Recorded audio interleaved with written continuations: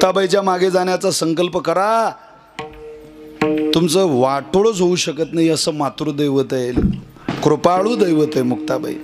अनेक जणांना शेकडोना अनुभव आहेत, त्याचे लाखोनं अनुभव आहे. महाराष्ट्रामधून नव्हे, देशातून नव्हे, जगभरातून मुक्ताबाईच्या प्रेमात पडलेली माणसं आहे. आम्ही पाहतो अमेरिकेतली लोक मुक्ताबाईचं भजन करतात. ते काय विशाल महाराज खोलेनं गायलं म्हणून नाही. विशाल महाराज खोले कोण हो? दररोज विशाल महाराज खोले जन्माला इथं महाराष्ट्रामध्ये. ज्ञानोबा तुकोबारांची लेकरं इतकी आहेत. फक्त आईसाहेबांचं गायलं म्हणून त्याचं कौतुक आहे. मुक्ताबाईचं नावच असं आहे की जो घेईल त्याला आईसाहेब तळ हातावर घेतात, लेकराप्रमाणे त्याचा सांभाळ करतात.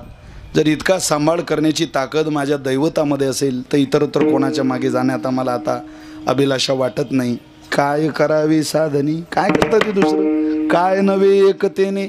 अरे सगळंच तर आमच्या मुक्ताबाईजवळ आहे, काय आम्ही कुठं जावं? हाच आमचा सोहळा आहे, हेच आमचं दैवत आहे, हीच आमची पंढरी आहे, हेच आमचं सर्वस्व आहे. आमच्या मुक्ताबाई आमच्या जीवनाचं सर्वस्व आहे.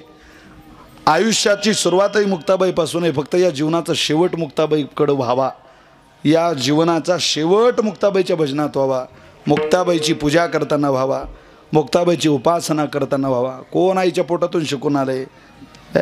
जे तुम्ही मी कमवलं ते इथं चालत नाही. इथं सोनं मिळवण्याच्या नादात, पैसा मिळवण्याच्या नादात याद आहे आपल्याकडे. इथं संत जीवनाकडे जाणाऱ्याचं भलं झालेलं आहे. सोनं सोनं किती मिळवाल? देवा इतकं, रावणा इतकं. देवाची द्वारका सोन्याची होती, रावणाची लंका सोन्याची होती. देवाची बुळाली, रावणाची जळाली. सोनं ना देवाचं उपयोगाला आलं, सोनं ना रावणाचं उपयोगाला आलं. सोनंच होतं ना ते. कोण कीर्तनकार आहे महाराष्ट्रातला देवाचं सोनं सांगतो कीर्तनात, देवाची प्रॉपर्टी सांगतो.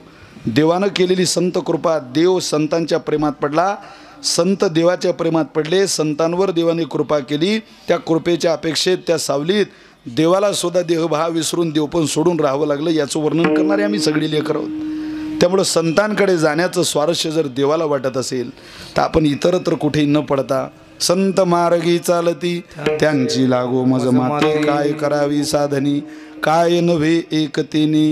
एवढंच नाही देवा, शेष घेईन उशिष्ट. जे ज्ञानोबारांची ज्ञानेश्वरी उरली तो शेष आहे, ते उष्ट आहे. आम्ही सेवन करू. तुकोबारांचा गाथा आहे, मुक्ताबाईचा हरिपाठ आहे, ज्ञानोबारांचा हरिपाठ आहे. शेष घेईन उचिष्ट धाय धनीवरी पोट. आम्ही पूर्णतेला जाऊ इतका विश्वास आहे आम्हाला या गोष्टीनं सुद्धा. तुमचं स्वच्छ नको आहे आम्हाला देवा. आता 9:09 झाले म्हणजे 1 तासाची सेवा आपण आवरलेली आहे. जगद्गुरू तुकोबार असं म्हणतात, आम्ही ठरवलेलं आहे. तुका म्हणे संतापायी जीव ठेविला निश्चयी. तेही ठरवलेलं आहे पण सहज नाही, निश्चयानं आम्ही हा ठरवलेला क्रम आमचा पूर्णतेला भगवंत नेईल. आमचं ध्येय आम्हाला गाठता येईल अशी अपेक्षा सुद्धा श्री तुकोबार या ठिकाणी व्यक्त करत आहेत. काय करावे साधनी, काय नव्हे एकतेने. बघा आता रात्र झाली तरी संतांच्या दिशेनंच या लोकांचा, मंडळींचा, वारकऱ्यांचा प्रवास आहे. याला म्हणतात तुका म्हणे संतापायी जीव ठेविला निश्चय. शेतातून घरी यावर इतक्या रात्री येऊ शकतो का माणूस? काय नाही वाटत, पाय दुखतात, साधन शोधतो, गाडी तरी शोधतो. पण काया वाचा म्हणे जीवे सर्वस्वी उदार. बाप देवी वरू विठ्ठलाचा वारी. असा एकमेवच देव आहे की ज्याच्याकरता पायी माणसं जातात आणि त्या पायी गेलेल्याची तहान भूक हरवण्याची क्षमता श्री पांडुरंगाच्या दर्शनामध्ये असते. गोड लागे परी सांगताची नाही. का हो पाहला मागच्या वर्षी तरी चालले यंदा? काय सांगावं तुम्हाला, गोड लागे परी सांगताची नाही. तो इतका गोड आहे की त्याला पाहिल्यानंतर दुसरं काहीही पाहावं वाटत नाही. अशी भगवान परमात्मेची ती सावळी मूर्ती आपल्याला सगळ्यांना डोळ्यानं पाहिजे. एक उद्याचा दिवस आपला आता मुक्काम राहिलेला आहे. आष्टी गावामध्ये आपला मुक्काम आहे आणि तो मुक्काम झाला की परवा आपल्याला सगळ्यांना वैकुंठ नगरी पंढरी क्षेत्रामध्ये मुक्ताबाई पोहोचवणार आहेत. ज्या आदिशक्ती मुक्ताबाईंच्या कृपेनं आपण इथपर्यंत आलो त्याच मुक्ताबाईंना प्रार्थना करूया, जन्मोजन्मी आम्हाला आईसाहेब तुमच्या समवेतच चालण्याचं सद्भाग्य द्या, असंच भजन करण्याची उपलब्धी सद्भाग्य द्या, असेच गोड वारकरी साधक आम्हाला मित्र द्या.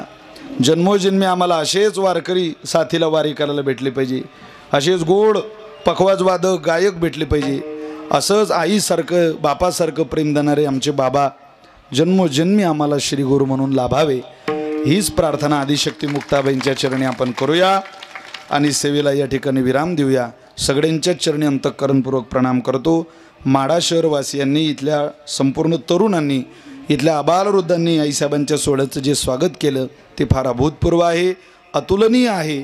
त्याची तुलना, त्याचं वर्णन शब्दामध्ये करावं आमच्याकडून ते शक्य होत नाही आणि आम्ही ते वर्णन केल्याने काही तुमच्यावर परिणामही होणार नाही। फार फार तुम्हाला 2 मिनिट तुमच्या कानाला बरं वाटेल, पण तुमची सेवा इतकी माढेकरांची छान आहे की तुम्हाला मुक्ताबाईंना ते सेवा बरी वाटते। वारकऱ्यांची सेवा अर्थात मुक्ताबाईची सेवा आहे आणि तुम्ही ती हयात करत आहात। अशीच सेवा आईसाहेबांची आपल्याला सुद्धा घडो।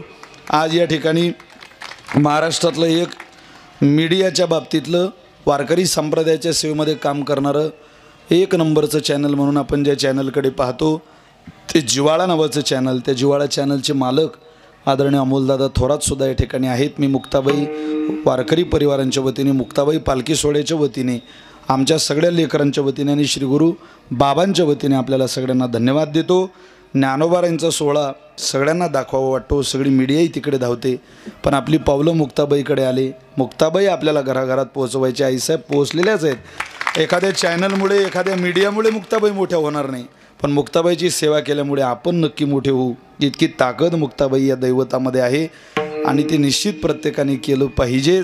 श्रीमंताच्या दारात कोणी गाडी लावेल, पण आपला नातेवाईक एखादा गरीब आहे, बाबाची भूमिका मला खूपदा आवडते। आपला नातेवाईक गरीब आहे ना, गरीबाच्या दारात गाडी लावा, त्याला म्हणा माझा आहे। गरीबाच्या दारात आपण गाडी लावतो ना, आयुष्यभर विसरत नाही। त्याच्या दारात गाडी लागली, अख्ख्या गल्लीला सांगतो, तो अख्ख्या बोडीला सांगतो, हे आमचे पाहुणे, हे आमचे पाहुणे, हे आमचे। श्रीमंताच्या दारात गाड्या लागतच असतात, पण ज्याच्या दारात कधी गाडीच जात नाही त्याच्या लेकरांना एकदा गाडी डोळे भरून पाहू द्या, 10 मिनिट बसा। माणूस जितका मोठा आहे आणि तो लहान झाला की त्याचं मोठेपण अधिक वाढतं। थोडी ही ताठर भूमिका, कठोर अंतःकरण, ताटपणा, विनयाला सोडून